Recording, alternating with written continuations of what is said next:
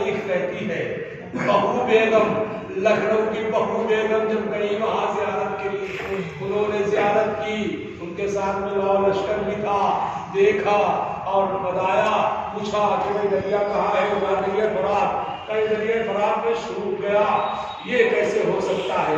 یہ تو اچھا نہیں لگتا ہے، دریا فرات بھی ہونا چاہیے، دریائے فرات بھی ہونا چاہیے، اور دعا کی اور بزرگوں کی دعائیں قبول ہوتی، تو انہوں نے کہا نہیں فرات میں پانی پھر سے آنا چاہیے۔ امام کی بارگاہ میں گئی، حضرت عباس کی بارگاہ میں گئی اور دعائیں کی کہ فرات کا پانی آ جائے۔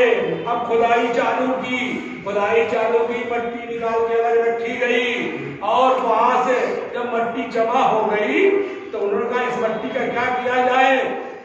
کہا یہ اونٹ گاڑیوں پہ لا دو، اونٹ گاڑیوں پہ لاد کر کے، اور پھر وہ شپ کے اندر ڈالی گئی، پھر یہاں سے لا کر کے یہ امام باڑوں کے اندر جو دیکھ رہے ہیں وہ مٹی ڈال کر کے بنایا گیا۔ پوری تاریخ ہے، ضمیر اختر نے اس کو تاریخ کے اوپر پورا لکھا اور بیان بھی کیا۔ تو میں کہتا ہوں کہ اس دریا کو دیکھیے، شرم آ گئی، پانی تھا اس نے اپنے آپ کو جذب کر لیا نہر کے اندر، لیکن اللہ اکبر کیسے وہ لوگ تھے، بھاگتا رہا۔ حسین ابن علی اپنے بیٹے کے لیے پانی طلب کر رہے تھے، اور یہ بھی کہا حجت خدا کے بیٹے، ارے ایک مرتبہ تم اپنی حجت، میں آپ سے کہوں گا آپ بھی سوچئے ذرا 2 منٹ کے لیے، بس آخری مسائل کا فکرہ ہے، اس کے بعد سلام تمام۔ آپ اولاد والے ہیں، آپ کی بھی اولادیں ہیں، خدا بند عالم سلامت رکھے، گودیاں سلامت رکھے، آپ حضرات کی مستورات کی، آپ کی جوانیاں سلامت رہے، آپ کی روزی روزگار بلند ہو پروردگار۔ میرے دوستو، میرے عزیزو، آپ سوچو ذرا، امام حسین سمجھ گئے تھے جب ہمارے اصحاب کو پانی نہیں دیا،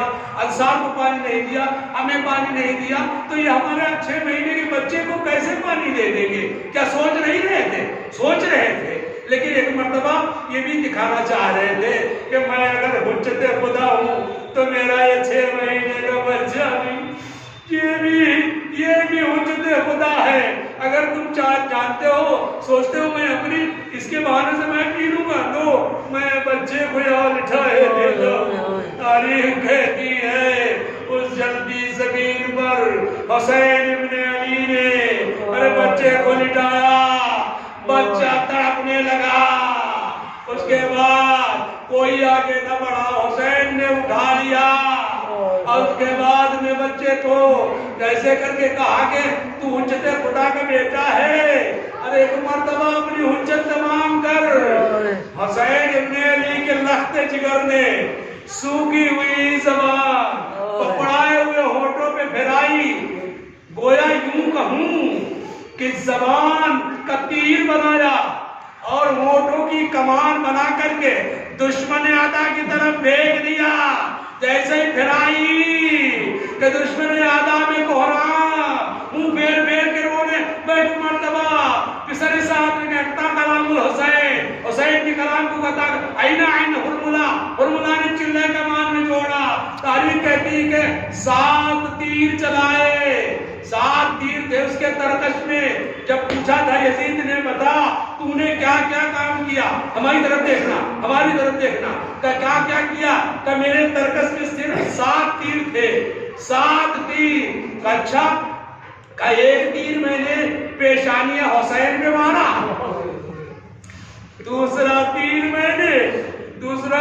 میں نے چلایا عباس کی آنکھ میں لگا، تیسرا تیر میں نے چلایا مشکی زہ پہ لگا، بس عباس کی ڈھارس ٹوٹ گئی۔ کا 14 تیر میں نے علی اصغر میں چلایا، 3 تیر تو میرے خطا ہو گئے، لیکن 1 تیر میں نے آخر میں کہا کیسے خطا کیا ہوا، کیسے خطا ہو گئی، کہ جیسے تو نہیں جانتا یزید تو نہیں جانتا، اور جیسے میں تیر لگاتا تھا کبھی رسول خدا سامنے آ جاتے تھے، کبھی علی مرتضی آ جاتے تھے، کبھی فاطمہ، ارے میرے اسلام نے تیرا کیا بگاڑا۔ بس عزیزان محترم، تیر چلا، سنسناتا ہوا تیر چلا، کے بچے کے گلے پر پڑا. تیر اتنا بھاری تھا کہ چھدتا ہوا حسین ابن علی کا بازو چھید کے نکل گیا. ایک مرتبہ تڑپتے ہوئے اولاد والو، خدا کی قسم اولاد والو تصور کرو، حسین نے تڑپ کر کے، حسین ابن علی نے تڑپ کر کے بچے کو سنبھالا. علی اصغر نے تڑپتے ہوئے جیسے ہی دیکھا کہ تیر نکلا اور آواز دی، بابا بابا مجھے معاف کر دینا. چچا عباس بڑے تھے، علی اکبر بڑے تھے، لیکن میں چھوٹا ہوں، تیر بڑا ہے، میری گردن چھوٹی ہے، معاف کر دینا. ارے اماں زبان سے شکایت نہ کرنا، آپ کا بازو چھد گیا، مجھے معاف کر دینا. اللہ لعنت اللہ ہے.